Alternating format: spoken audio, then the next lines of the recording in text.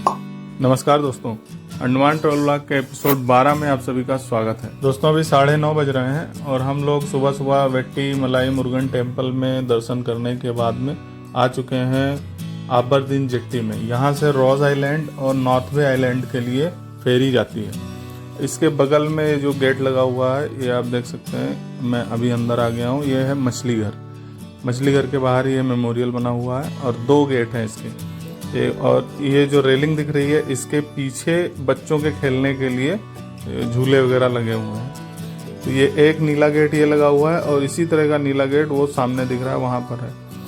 यहाँ पर भी एक व्हेल का स्केलेटन रखा हुआ है जस्ट मछली घर के बाहर ही, और दोनों तरफ निकास द्वार बने हुए हैं।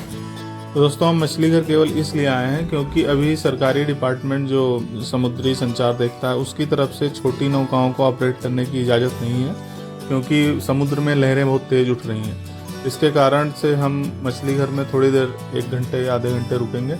अगर तब तक हो जाता है तो ठीक है, नहीं तो चल देंगे। ये है 10 रुपये का एंट्री फीस यहाँ लगा हुआ है, स्कैनर है, इसी से टिकट आपको मिल जाएगा। और इसके अंदर का दृश्य जो है वो बिल्कुल समुद्र का म्यूजियम टाइप का है। ये एक बड़ा बड़ा सेल रखे हुए हैं, ये एंट्री फीस का बोर्ड लगा है और इंटीरियर डेकोरेशन काफ़ी इनका अच्छा है, लकड़ी का पूरा बना हुआ है। और अंदर आप देख सकते हैं इस तरह के सेल्फ हैं। एयर कंडीशनड है पूरा जो मछली घर है। तो दोस्तों यहाँ पर बहुत ज़्यादा देर रुकने से फ़ायदा नहीं है, इसलिए हम नंबर लेकर चलते हैं आगे। तो दोस्तों मैंने एक फेरी ऑपरेटर का नंबर ले लिया है और बीच बीच में मैं उससे फ़ोन करके पूछता रहूँगा कि क्या फेरी की सर्विस शुरू हो गई है या नहीं शुरू हो गई है। और उसने भी मुझे बोला कि जब फेरी की सर्विस शुरू होगी तो हम मैसेज कर देंगे या फ़ोन कर देंगे। तो दोस्तों अभी हम जा रहे हैं चाथम सा मील।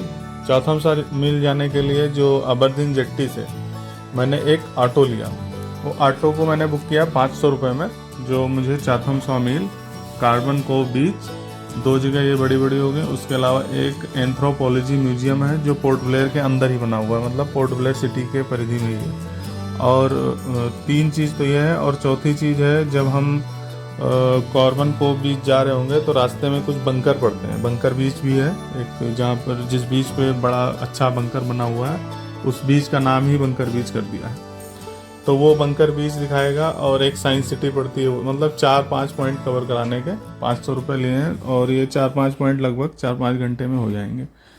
तो अभी हम पहला डेस्टिनेशन जो जा रहे हैं वो है चाथम सा मील, और ये हम पहुंच चुके हैं दोस्तों चौथम पुल पर। ये चौथम पुल है जो चौथम द्वीप को पोर्ट ब्लेयर द्वीप से जोड़ता है। तो ये भी अंग्रेज़ों ने बनाया था ये चौथम पुल। और इसके पास में जो आपको शिप खड़े हुए दिख रहे हैं ये होडो जेट्टी है, होडो जेट्टी। और उधर चौथम पे भी एक अपना जेट्टी अलग है। चौथम की जो छोटे नाव, मछुआरे वाली नाव होती है और स्पीड बोट होती है, वो सारी चीज़ें उससे ऑपरेट होती हैं। जो चौथम सा मील का निर्माण हुआ था अंग्रेज़ों ने करवाया था, उसके कुछ फ़ोटोग्राफ्स हमें सेलुलर जेल में मिली थी। तो वो सेलुलर जेल वाली फ़ोटो, आप अगर पिछले वाले ब्लॉग आपने देखे होंगे तो उसमें फ़ोटोज़ वो सारी लगी हुई थी।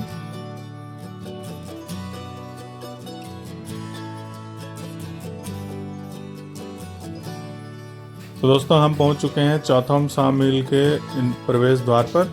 और यहाँ पर देखिए टूरिस्ट पहले से आ चुके हैं। कुछ स्कूटी भी खड़ी है जो स्कूटी लेकर घूम रहे हैं, और टैक्सी से भी लोग आए हुए हैं। तो हम चलते हैं इसके अंदर। और चौथम सा मील के अंदर कुछ पॉइंट्स हैं। ये आपको मैं बताना चाहता हूँ कि जो चौथम सा मील है ये एशिया की सबसे बड़ी सॉ-मिल है।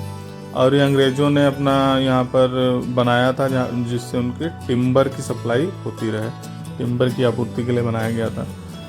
तो दोस्तों हम टिकट यहाँ से ले लेते हैं, पर्यटक काउंटर।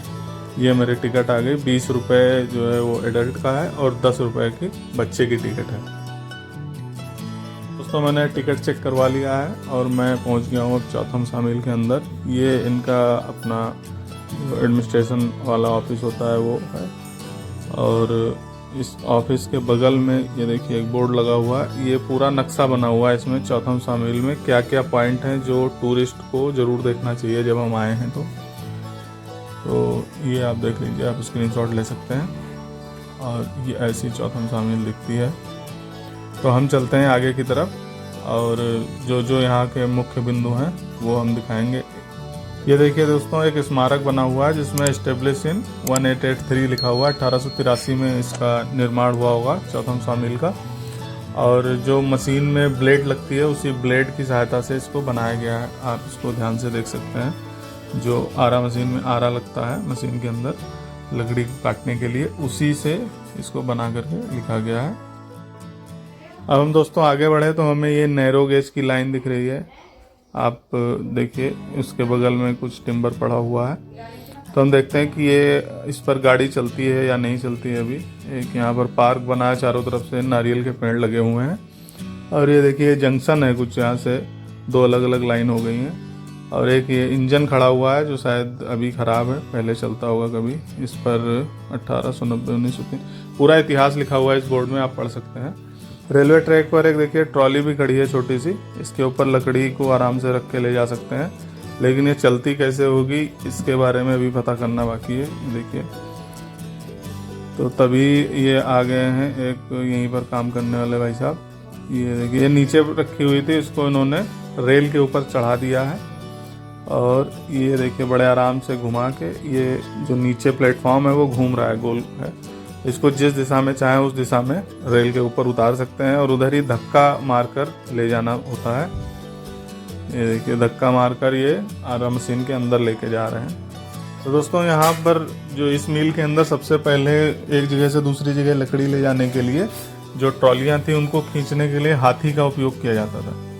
अब हाथी से फिर धीरे धीरे विकास होते होते रेल बिछ गया और भाप वाला इंजन आ गया, डीजल इंजन आ गया, छोटे छोटे इंजन बना के उससे खींचने लगे। और अभी तो आपने देखा कि हाथ से भी खींच के रेल के ऊपर ले जा सकते हैं। अब ये रेल कहाँ तक जाती है ये हम अंदर देखेंगे। ये देखिए दोस्तों, ये वर्कशॉप है। वर्कशॉप के अंदर भी रेलवे लाइन बिछी हुई है और उसी के जस्ट बगल में ये वर्कशॉप में जो प्रोडक्ट बनते होंगे उसको बेचने के लिए ये दुकान खुली हुई है। इसको मैं आपको अंदर से दिखाता हूँ। इसके अंदर देखिए जारवा जनजाति और मछलियाँ, ये देखिए मछलियाँ, और मछलियों के बाद में कुछ कमल के फूल हैं, हाथी हैं, घोड़े हैं, हिरन है, हिरन की सींग है। ये सारी चीज़ें यहीं पर बनाई गई हैं। ये इसी के अंदर जो वर्कशॉप इसके जस्ट पीछे है वहाँ पर बना के, और ये उसका आउटलेट है जहाँ पर बिक्री होती है।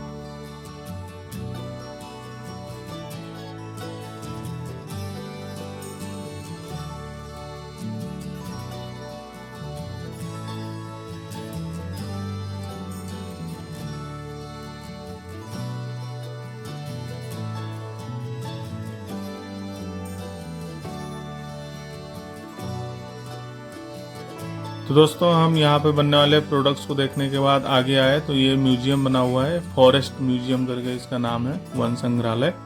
तो अब इसके अंदर हम चलते हैं और देखते हैं इसके अंदर क्या क्या है।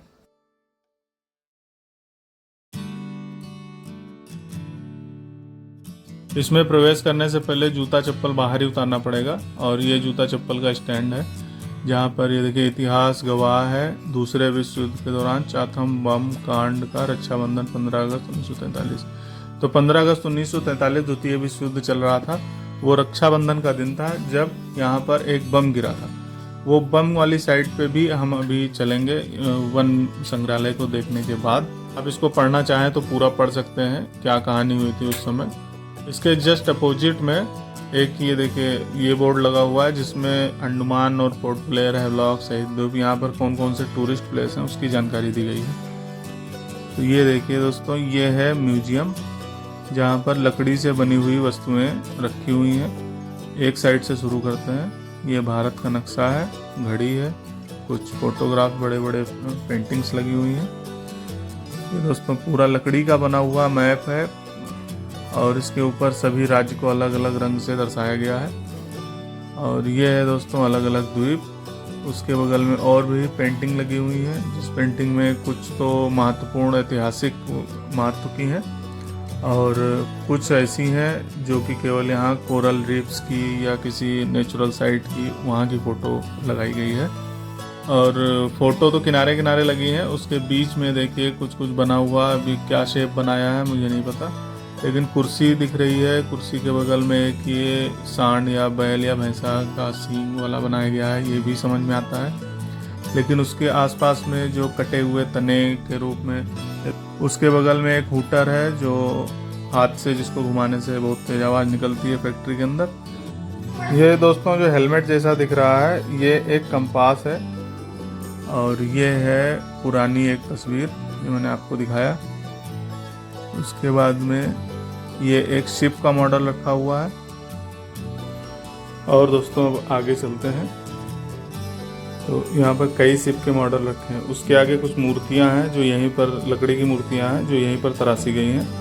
और ये देख लीजिए आप, कुछ बर्तन भी रखे हुए हैं। कॉर्नर टेबल एक है, ये कुछ यहाँ पर जो उनको पुरस्कार मिला होगा वो रखा है। उसके बगल में ये फिर से पेंटिंग लगी हुई है। ये पूरा आपको डेकोरेशन वाला आइटम दिख रहा होगा सारा। जहाज वाला पहिया एक व्हेल में रखा हुआ है, और ये सारी डेकोरेशन की वस्तुएं हैं जो रखी हुई हैं यहाँ पर। देखिए ये एक साइड पूरा, एक कॉर्नर उसी को समर्पित लग रहा है मुझे, कि जो छोटी छोटी वस्तुएं हैं डेकोरेशन वाली ड्राइंग रूम में सजाने के लिए, वो सारी चीज़ें यहाँ रखी हैं। इनमें से अधिकतर चीज़ें आपको जो दुकान मैंने दिखाया था उस पर मिल भी सकती हैं। और ये दोस्तों रखा हुआ है बीचों बीच में, म्यूजियम के बीचों बीच में एक शार्क का, ये भी लकड़ी का बना हुआ था, शार्क की प्रतिमा। और ये है दोस्तों पुरानी एक सॉमिल का मॉडल। तो दोस्तों म्यूजियम यहाँ पर ख़त्म हो जाता है। हमने चारों तरफ घूम के देख लिया। अब म्यूजियम देखने के बाद में ये जो रास्ता जा रहा है, देखिए बमबारी हुए स्थान की ओर जाने का रास्ता। तो ये सड़क सीधी उसी जगह पर जाती है जहाँ पर 1943 में जापानियों ने बम गिराया था। ये कुछ रखा हुआ है, बहुत पुराना है, जंग लग के आधा कट चुका है, टूट रहा है। ये नीचे सीमेंट का प्लेटफॉर्म है, उसी के नीचे ऊपर रखा हुआ है। और आगे चल के सीढ़ी आ गई। ये एक दोस्तों कुआं है यहीं पर सीढ़ी से पहले। ये दोस्तों सीढ़ी है और ऊपर बहुत सारे लोग खड़े हुए हैं। बमबारी हुए स्थान, ऊंचे ऊंचे पेड़ लगे हुए हैं और चारों तरफ से, और उसके बीच में एक जगह है। ये देखिए ये ड्रम रखा हुआ है इंगित करने के लिए कि यहीं पर बम गिरा था 1943 में। तो ये भी एक आप पॉइंट मान सकते हैं घूमने वाला। और उसको देखकर दोस्तों जब हम आगे आए तो म्यूजियम के बगल में ये एक पिलर ऑफ द प्लेनेट बना हुआ है। ये नीचे लकड़ी है और ऊपर भी लकड़ी ही होगा, उसको पेंट करके पृथ्वी का रंग दिया गया है, धरती का रंग दिया गया है। और सामने ये पूरा टिम्बर बिछा हुआ है। ये देखिए इतना टिम्बर एक साथ आप किसी मशीन में गए होंगे या फिर फिल्मों में दिखा होगा। आगे एक ये डिस्पेंसरी है और डिस्पेंसरी के बगल में मेमोरियल बना हुआ है। मेमोरियल के ऊपर वहाँ पर जहाँ नीली शेड है उसके बगल में एक दरवाज़ा टाइप का दिख रहा होगा आपको, वो बंकर है। ये देखिए दोस्तों जापानीज बंकर है ये जापानियों ने बनाया था उसी समय 1943 के समय। और ये चाथम मेमोरियल है।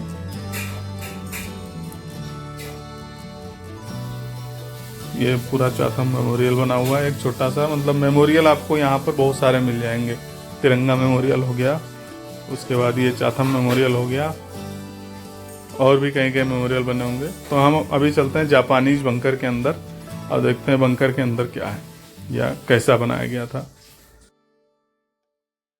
तो दोस्तों बंकर के अंदर प्रवेश करने से पहले देखिए पानी निकलने का रास्ता होगा शायद ये, और ये बहुत सकरा है, ज़्यादा से ज़्यादा 4 फीट 3.5 फीट ऐसे इसकी चौड़ाई होगी। और ये लास्ट दीवार है, यहाँ पर जाके ख़त्म हो जाता है। दोनों तरफ बैठने के लिए स्लैब की तरह बना हुआ, देखिए बेंच टाइप का बना हुआ है जिसमें बैठ सकता है कोई आदमी। और आगे जाके वो बंद हो जाता है। ऊपर आप देख रहे होंगे कि लोहे के पिलर पड़े हुए हैं, और आगे जाके ये लोहे का एक पिलर लगा हुआ है जिसपे ये सपोर्ट लेके रुका हुआ है। अब पीछे शायद कुछ रहा होगा या बना रहा होगा, तो वो अभी कंस्ट्रक्शन का काम भी लग रहा है कि चल रहा है। तो दोस्तों ये था जापानी बंकर। और इसी तरह के बंकर जब हम कार्बन को बीच जाएंगे तो रास्ते में पहाड़ियों में और बीच के ऊपर ये दिखते हुए हमको मिल जाएंगे ये देखने के लिए। और उसी के सामने ये सीढ़ी है, इस सीढ़ी से हम नीचे उतर के चलते हैं। सामने वर्कशॉप जो है, एक जो बड़ा वर्कशॉप है जहाँ पर बड़े बड़ी लकड़ी आती है और उसको काट के फिर पटरे में या सिल्लियों में कन्वर्ट किया जाता है। तो उस जगह पे चलते हैं। ये है दोस्तों मेन मिल यहाँ की। इसके अंदर देखिए इस तरह का दृश्य तो जो पुरानी फिल्में होती थी उसमें जो फाइट के सीन होते थे वो इस तरह के दृश्य के सामने किए जाते थे। ये पूरा सेट टिम्बरों से भरा हुआ है। इसमें कटे हुए टिम्बर भी हैं जो आरा मशीन में जाके और कट के फिर ऐसे बन चुके हैं, और कुछ यहाँ पर लाए गए टिम्बर भी हैं जिनको अभी जाना शेष है। दोस्तों यहाँ पर भी आप देख सकते हैं ये रेल वाली लाइन यहाँ पर भी आई हुई है। तो टिम्बर को ट्रॉली से ले जाने के लिए यहाँ से आराम से ट्रॉली पर लोड करके और ढकेलते हुए लेके जा सकते हैं।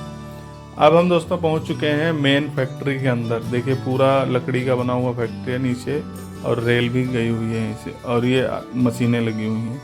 बीच में भगवान विश्वकर्मा का एक छोटा सा मंदिर है। ये भी लकड़ी का मंदिर है और मूर्ति भी लकड़ी की है। बगल में नक्काशी आप देखिए कितनी खूबसूरत ढंग से किया गया है।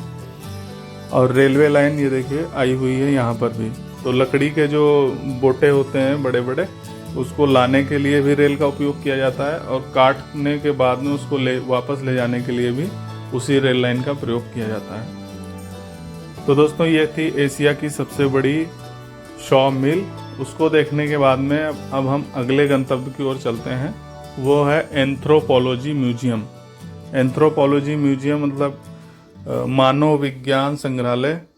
तो उसके अंदर जो यहाँ की जनजातियाँ हैं, पोर्ट ब्लेयर की, अंडमान की, निकोबार की, आसपास के जो और पूरे 500 से ज़्यादा द्वीप हैं, उन सब में जो जो जनजातियाँ पाई जाती हैं उनके रहन सहन के बारे में वो पूरी जानकारी देने वाला संग्रहालय है। जो मुख्य जनजातियाँ हैं उनके बारे में तो हर जगह जानकारी आपको मिल जाएगी, जैसे समुद्रिका मरीन म्यूजियम में भी मिल जाएगी, और ऑनलाइन भी सर्च करेंगे तो भी मिल जाएगी। और जो यहाँ की छोटी छोटी जनजातियाँ हैं जिनकी संख्या 100, 200, 500 इस तरह की है, उसके बारे में आपको बहुत कम जानकारी ऑनलाइन अवेलेबल मिलेगी। या तो आपको बुक पढ़ना पड़ेगा, या तो फिर इस तरह के संग्रहालय में विजिट करना पड़ेगा। तो दोस्तों हम पहुँच चुके हैं अभी एंथ्रोपोलॉजी म्यूजियम के जस्ट बाहर। ये नीले रंग की बिल्डिंग जो आप देख सकते हैं, इसमें उनका ऑफिस भी है, और ऑफिस के साथ संग्रहालय म्यूजियम भी है। तो हम चलते हैं दोस्तों अंदर, और पहले टिकट खरीदना पड़ेगा। तो ये मुख्य बिल्डिंग है, मुख्य बिल्डिंग में ही टिकट काउंटर भी होगा, तो वहीं से हम टिकट प्राप्त कर लेते हैं। ये इसका प्रवेश द्वार है मुख्य बिल्डिंग का। दोनों तरफ ये नाव रखी हुई हैं। ये जो यहाँ के आदिवासी लोग हैं उनके द्वारा बनाई गई नाव है। इसमें किसी प्रकार के आधुनिक उपकरण का प्रयोग नहीं हुआ है। तो अभी जो हम लौट के आएंगे दोस्तों, तब मैं आपको दोनों नाव ध्यान से दिखाता हूँ। ये है दोस्तों यहाँ का टिकट काउंटर, और ये यहाँ का टिकट 10 रुपये, 20 रुपये, मतलब 20 रुपये एडल्ट का और 10 रुपये चाइल्ड का। तो हमने टिकट ले लिया है दोस्तों। अब हम चलते हैं आगे। टिकट काउंटर के पीछे देखिए दोस्तों सेल्फ बना हुआ है, लेकिन पूरा खाली पड़ा हुआ है। तो इसके अंदर जो यहाँ के प्रोडक्ट होंगे वो आएंगे बिकने के लिए। और ये है दोस्तों म्यूजियम का एंट्रेंस। तो यहाँ पर हमें बताया गया कि कैमरा अंदर वर्जित है और कैमरा अंदर नहीं ले जा सकते हैं। तो हम आगे वापस, और मतलब हम देख करके वापस आ गए हैं, और वापस आ गए हम एंट्रेंस पे। ये देखिए ये नाव एक ही बोटे को अंदर से छील कर बनाई गई है, मतलब लकड़ी का एक ही टुकड़ा है, और ये लकड़ी के बहुत सारे टुकड़े को जोड़कर बनाई गई है। तो दोस्तों हम अंदर की वीडियो आपको दिखा नहीं पाए, वो बोले किताब खरीद लो, किताब 800 रुपये की किताब है, उस किताब में सारी जानकारी मिल जाएगी, लेकिन आप वीडियो नहीं बना सकते, इसका कुछ कॉपीराइट का उनका अपना इशू होगा। तो हम चलते हैं दोस्तों अब यहाँ से कार्बन कोव बीच की ओर। लेकिन दोस्तों वीडियो ऑलरेडी 18.5 मिनट की हो चुकी है, तो मैं कार्बन कोव बीच और जापानीज बंकर अगले वीडियो में आपको दिखाऊंगा। तो इस वीडियो को आप लाइक करके शेयर कर दीजिए, और चैनल पर नए हैं तो चैनल को सब्सक्राइब कर दीजिए। वीडियो देखने के लिए आप सभी का धन्यवाद।